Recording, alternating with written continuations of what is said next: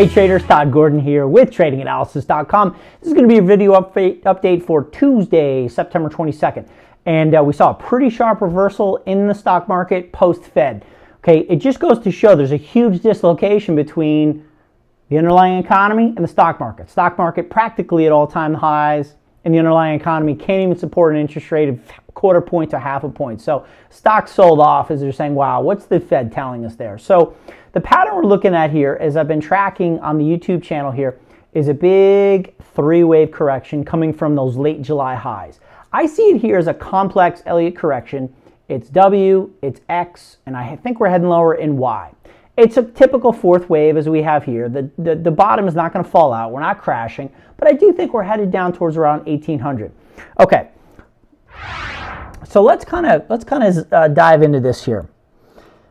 The X wave was very interesting. The way I have this set up is A, triangle B, and then we move up in C. All right, so let me stretch this apart a little bit, and let me show you the relationships that we saw between these three waves. Okay. The first A wave was 126 points. We then settled into triangle B, and I'll show you the labels. It's a textbook Elliott five-wave consolidation pattern. Lows are higher, highs are lower. We completed right around here on September 14th. We then went higher in C wave. Now, this is a very common relationship. The C wave, a lot of times, will go 0.618 the distance traveled in A. So you go 126 points in the S&P, multiply by 0.618, project that up from the end of B. That gives you a projection of 2029. The high was 2027. Further, if you take the time elapsed in A wave, multiply that by 0.618, and project that up in C wave. So if A wave lasted 100 hours, we could expect C wave to last about 61 hours. That 0.618 time relationship was September 17th, 11 a.m., a couple hours before the Fed. So that was an amazing Fibonacci price and time agreement that basically called the top of the market. And that's why we've continued to stay on the short side of the market on the YouTube channels, as I've been describing to you. This is why we're short, guys. This is corrective, okay? I mean, when you have a triangle to the upside like this, I mean, that is a corrective pattern that ultimately should resolve itself to the downside. So from the 3 hour, let's go to the 1 hour. We're already pushing lower here.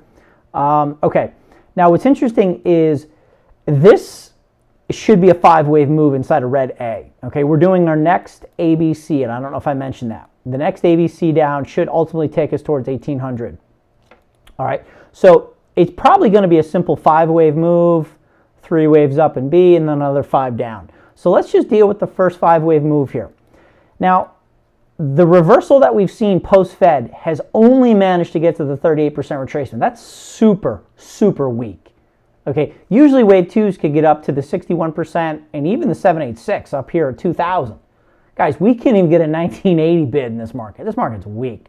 All right, so we're going to be looking to be short some, probably start off by selling some call credit spreads above the 618 and 786 retracements. And then once we get a little bit more directional here, we're going to reach for the 1.618 relationship of 3v1, which is down around 1880. So we're going to get a little directional on the downside here because it looks like we have another push down towards 1820 in the S&P. So profit taking continues.